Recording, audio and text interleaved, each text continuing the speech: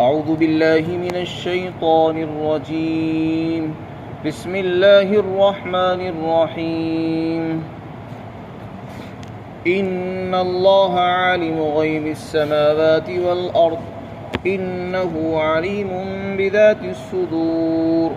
هو الذي جعلكم خلائف في الأرض فمن كفر فعليه كفره ولا يزيد الكافرين كفرهم عند ربهم إلا مقتا ولا يزيد الكافرين كفرهم إلا خسارا.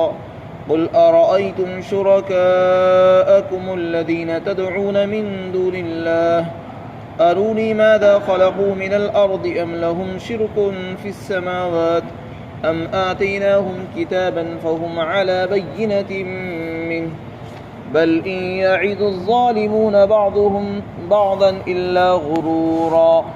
إن الله يمسك السماوات والأرض أن تزولا ولئن زالتا إن أمسكهما من أحد من بعده إنه كان حليما غفورا. یقیناً اللہ آسمانوں اور زمین کی چھپی ہوئی چیزوں کو جاننے والا ہے، اور بے شک اللہ دلوں کے حال کو بھی خوب جانتا ہے۔ اللہ وہی ہے جس نے تم کو زمین میں پہلے لوگوں کے بعد خلیفہ بنایا، اور جو شخص کفر اختیار کرے گا تو اس کے کفر کا وبال اسی کے اوپر ہوگا، اور کافروں کے لیے ان کا کفر ان کے پروردگار کے نزدیک ان کے رب کی ناراضگی میں ہی اضافہ کرتا ہے، اور کافروں کے لیے ان کا کفر نقصان ہی کو بڑھاتا ہے۔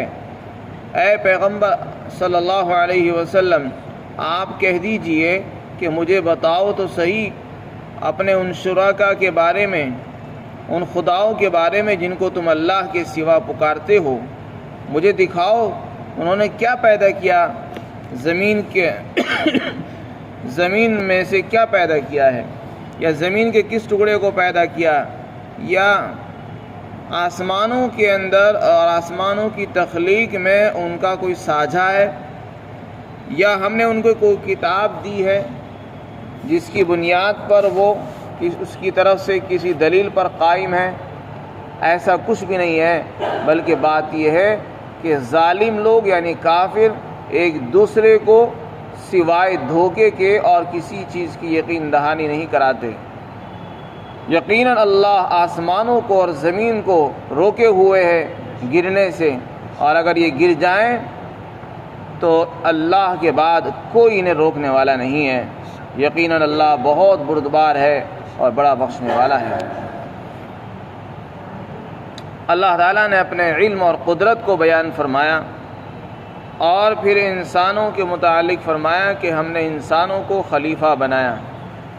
سب سے پہلے اللہ نے اپنے علم کو ثابت کر کے اپنے خدائی کی دلیل پیش فرمائی کہ میں خدا ہوں کیونکہ میرے پاس وہ چیز ہے جو دوسروں کے پاس نہیں ہے، یعنی عالم الغیب ہونا یہ خدائی صفت ہے۔ خدا وہ ہوتا ہے جس کو ہر چیز کا علم ہوتا ہے، ظاہر کا بھی اور باطن کا بھی، غیب کا بھی اور مشاہدے کا بھی، یعنی ہر ڈھکی چھپی چیز کا اس کو علم ہوتا ہے۔ یہ کسی مخلوق کو نہیں ہوتا، نہ کسی نبی کو ہوتا ہے اور نہ کسی ولی کو ہوتا ہے۔ علم غیب اللہ کو حاصل ہے، عالم الغیب والشہادۃ الکبیر المتعال۔ وعنده مفاتیح الغیب لا یعلمها الا هو، فرمایا غیب کی کنجیاں اور چابیاں اللہ کے پاس ہیں، اس کو کوئی نہیں جانتا۔ غیب کے مطلب زمین کے اندر کیا ہے اس کا بھی علم اللہ کو، آسمانوں کے اوپر کیا ہے اس کا بھی علم اللہ کو، اس پوری کائنات میں کہاں کیا کیا ہے اور آئندہ کیا ہوگا، ہر چیز کا علم اللہ کو ہے، کسی اور کو نہیں ہے۔ جس کو یہ علم حاصل ہوتا ہے اس کو عالم الغیب کہتے ہیں، اور اسی کو خدا بھی کہتے ہیں۔ خدا کے لیے غیب کا علم ہو ضروری ہے، اور جس کے پاس غیب کا علم نہیں ہے اس کو خدا بننے کے لائق نہیں ہے۔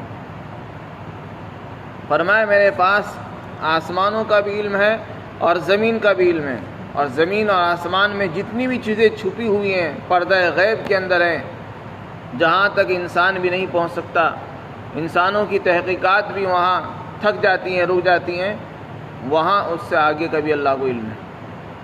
فرمایا یہ تو بہت دور کی چیز ہے، انسان کے سینے میں کیا راز ہے، کیا بھید چھپے ہوئے ہیں، کیا خیالات ہیں، کیا جذبات انسان کے دل میں امنڈ رہے ہیں، وہ خیالات اور جذبات کو بھی اللہ جانتا ہے۔ ایک انسان دوسرے انسان کے بارے میں کیا سوچ رہا ہے، کیا پلاننگ بنا رہا ہے، کیا ارادے اس کے چل رہے ہیں دل میں، وہی جانتا ہے یا اللہ جانتا ہے۔ وہ یہ سوچے کہ میرے ارادے کا کسی کو علم نہیں ہے، فرمایا اللہ تعالیٰ نے میں دلوں کے حال کو بھی جانتا ہوں۔ تو جو ذات دلوں کے حال کو جانتی ہو وہ خدا بننے کے لائق ہے۔ آگے اللہ نے فرمایا کہ اللہ ہی نے تو تم کو اس دنیا میں خلیفہ بنایا، تم سے پہلے ایک دوسرے انسان آباد تھے، اللہ نے ان کو ہلاک کیا، ان کے بعد تم کو ان کی جگہ پر دنیا میں نائب اور خلیفہ بنا دیا۔ یہ اللہ کی نعمت ہے، اللہ کی طرف سے بڑا انعام ہے کہ اللہ نے بہت سے انسانوں کو اس دنیا میں بسایا، انہوں نے نافرمانی کی، ان کو ہلاک کر دیا، ان کی جگہ اللہ نے آج ہمیں پیدا فرمایا اس دنیا میں۔ تو کوئی انسان یہ نہ سوچے کہ یہ دنیا تو بس ہماری ہے، یہ دنیا کسی کی نہیں ہے۔ ہم سے پہلے بہت سے انسان اسی سرزمین پر جہاں آج ہم رہتے ہیں یہاں رہ کر بس کر جا چکے ہیں، جنہوں نے اللہ کی نافرمانی کی ان کا نام مٹ چکا ہے۔ آج ہم دوبارہ ہم یہاں آئے ہیں، اللہ نے ہم کو یہاں بھیجا ہے، تو اب ہمارا کام یہ ہے کہ ہم اللہ کو پہچانیں، اس کی ذات پر، اس کی صفات پر، اس کی کتابوں پر، اس کے نبیوں پر ایمان لائیں اور اس کی فرمانبرداری اختیار کریں، اسی میں ہمارے لیے عافیت ہے۔ آگے اللہ نے فرما دیا کہ کان کھول کر سن لو، تم کو ہم نے یہاں خلیفہ بنایا ہے، یہ ہمارا احسان ہے۔ ہم نے تم سے پہلے بہت بڑے بڑے ترم خواہ لوگوں کو زمین سے صفحہ ہستی سے مٹا دیا ہے، تو تم بھی کچھ نہیں ہو، تم کو بھی جب چاہیں گے مٹا دیں گے۔ اس لیے اگر تم اپنی بقا چاہتے ہو، آخرت میں نجات چاہتے ہو، اللہ کی ناراضگی سے بچنا چاہتے ہو، تو فرمایا ایمان لے آؤ۔ اور جو آدمی نافرمانی کرے گا، کفر پر جمع رہے گا، اس کے کفر کا نقصان کسی اور کو نہیں ہوگا، اسی کو ہوگا۔ کافر کو کفر کا نقصان ہوتا ہے، کافر کے کفر کا نقصان کسی اور کو نہیں ہوگا، نہ اللہ کو ہوگا نہ کسی اور انسان کو۔ فرمایا اس کا نقصان ہی نقصان ہے اور اس کا وبال ہی وبال ہے۔ فرمایا کافروں کو ان کا جو کفر ہے وہ ناراضگی میں، خدائی ناراضگی میں اضافہ کرنے کا سبب بنتا ہے۔ ایک آدمی کافر ہے، وہ یہ سمجھ رہا ہے کہ مجھے تو کوئی کچھ نہیں کہہ رہا ہے، میں تو اچھی طرح کھا رہا ہوں، اچھی طرح کما رہا ہوں، صبح کو اٹھتا ہوں، اچھی طرح کام کرتا ہوں، اور میں کچھ بھی نہیں کرتا ہوں، ٹھاٹھ سے اٹھتا ہوں، ٹھاٹھ سے جیتا ہوں، جو چاہتا ہے کھا لیتا ہوں، چاہے حرام ہوتا ہے حلال ہوتا ہے میں نہیں جانتا حرام حلال کیا ہوتا ہے، مجھے تو جو اچھا لگتا ہے وہ کھاتا ہوں، جو اچھا لگتا ہے وہ کرتا ہوں۔ تو کافر خوش فہمی میں ہی رہتا ہے، سمجھتا ہے کہ جب مجھے کوئی ٹوک نہیں رہا ہے اس کا مطلب میں صحیح کام کر رہا ہوں۔ اسے پتہ نہیں کہ یہ دنیا ٹوکنے کی جگہ نہیں ہے، یہ دنیا امتحان کی جگہ ہے، یہ دارالامتحان ہے۔ یہاں تو آدمی کو عمل کی چھوٹ دے دی گئی ہے کہ آپ یہاں کھل کر کام کرو، حلال کرو یا حرام کرو، جائز کرو یا ناجائز کرو، ہر عمل کا بدلہ دینے کی دنیا دوسری ہے۔ تو کافر دھوکے میں رہتا ہے اور دوسروں کو بھی دھوکہ دیتا رہتا ہے اور کہتا رہتا ہے کہ نہیں بت پرستی کرو، بتوں کی پوجا کرو، ہماری یہ سفارش کرائیں گے، ہماری یہ نجات دلائیں گے، ہم کو یہ مشکل وقت میں بچائیں گے اور ہمیں یہ کرائیں گے، بس اسی دھوکے میں دوسروں کو بھی رکھتا ہے، خود بھی دھوکے میں رہتا ہے۔ اللہ تعالیٰ فرماتے ہیں کہ ان کا کفر اللہ کی ناراضگی کو اور بڑھاتا رہتا ہے۔ جو آدمی کافر ہے اس نے اللہ کو ناراض کیا، اور جتنا کفر کے اندر وہ اندر گھستا چلا جائے گا اللہ کی ناراضگی بڑھتی چلی جائے گی۔ وہ کسی اور کا کچھ نہیں بگاڑ رہا ہے، اپنا بگاڑتا ہے۔ فرمایا کافروں کا جو کفر ہے وہ نقصان میں ہی اضافہ کرتا ہے، کسی نفع میں اضافہ نہیں کرتا ہے۔ کافر سمجھتے رہے کہ ہم نفع میں نہیں، وہ نقصان میں ہے، اور روز بروز ان کا نقصان، ان کا خسارہ، اللہ کی ناراضگی بڑھ رہی ہے۔ آگے اللہ رب العزت نے فرمایا کہ یہ لوگ جو دنیا میں مشرک ہیں،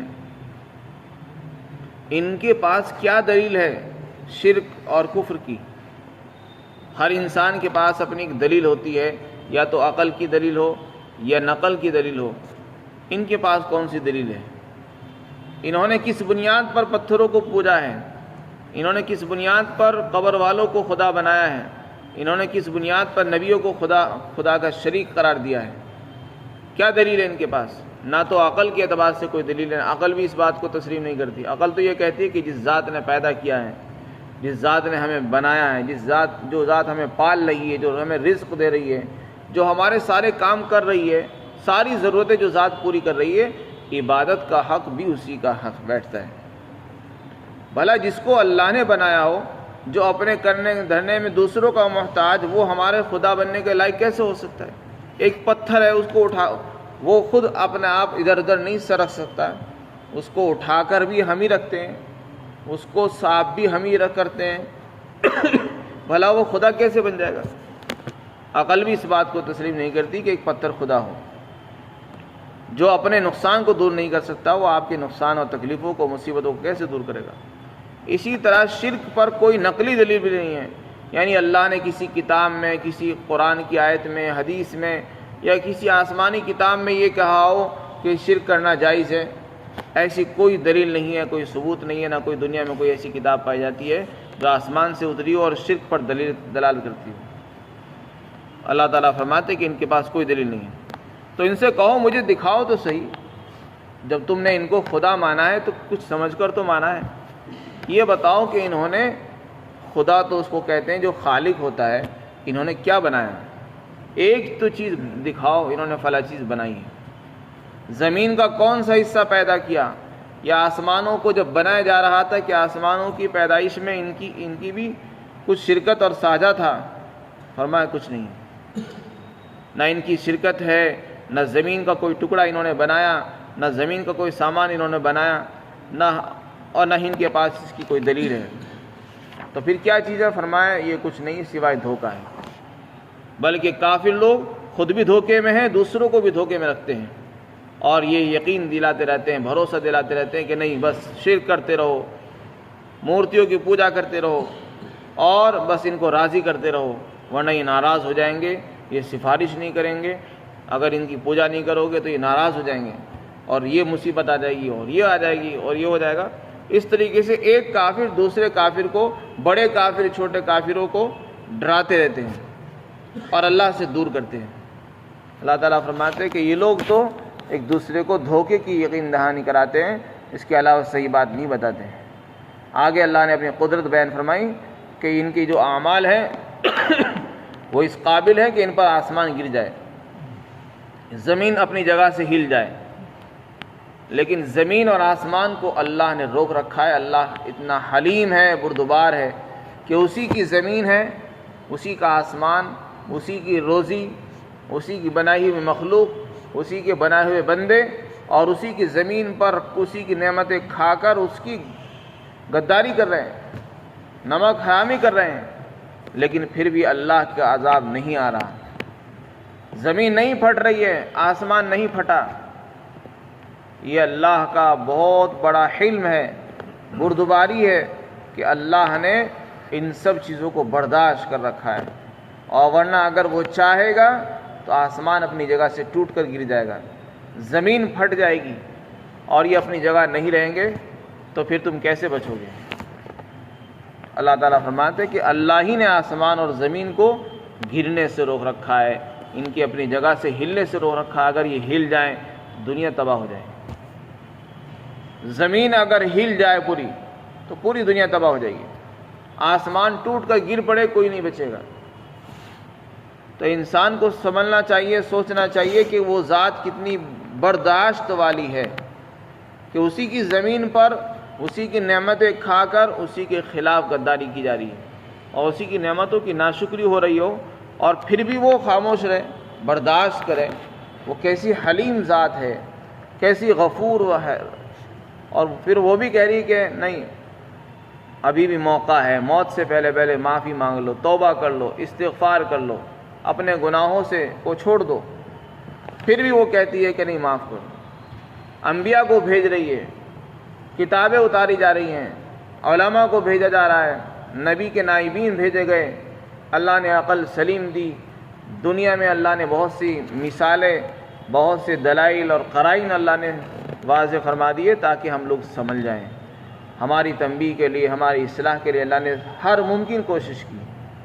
اگر پھر بھی ہم نہ سمجھیں تو اس سے بڑی ناقدری اور ناشکری کوئی نہیں ہو سکتی۔ فرمایا اللہ تعالیٰ نے کہ بے شک اللہ ہی آسمانوں اور زمینوں کو روکنے والا ہے اس بات سے کہ وہ گریں اور اپنی جگہ سے ہلیں، یعنی ان زمین اور آسمان کا جو محور ہے وہ اپنی جگہ سے کے اندر رہتے ہیں، وہاں سے ہلتے نہیں۔ اگر وہ اپنی جگہ سے ٹل جائیں گے تو کائنات تباہ ہو جائے گی۔ فرمایا وَلَئِن زَالَتَا، اگر یہ دونوں اپنی جگہ سے ٹل جائیں تو کوئی اور ہستی ایسی نہیں ہے اللہ کے سوا جو انہیں روک کر دکھائے۔ تو جب کسی میں یہ دم نہیں ہے تو خدائی کا دم بھی کسی اور میں نہیں ہے۔ خدا بننے کے لائق کوئی اور نہیں ہوتا سوائے اللہ کے۔ بے شک اللہ بہت حلیم ہے اور بہت بخشنے والا ہے۔ اللہ تعالی ہم سب کو نعمتوں کی قدردانی نصیب فرمائے۔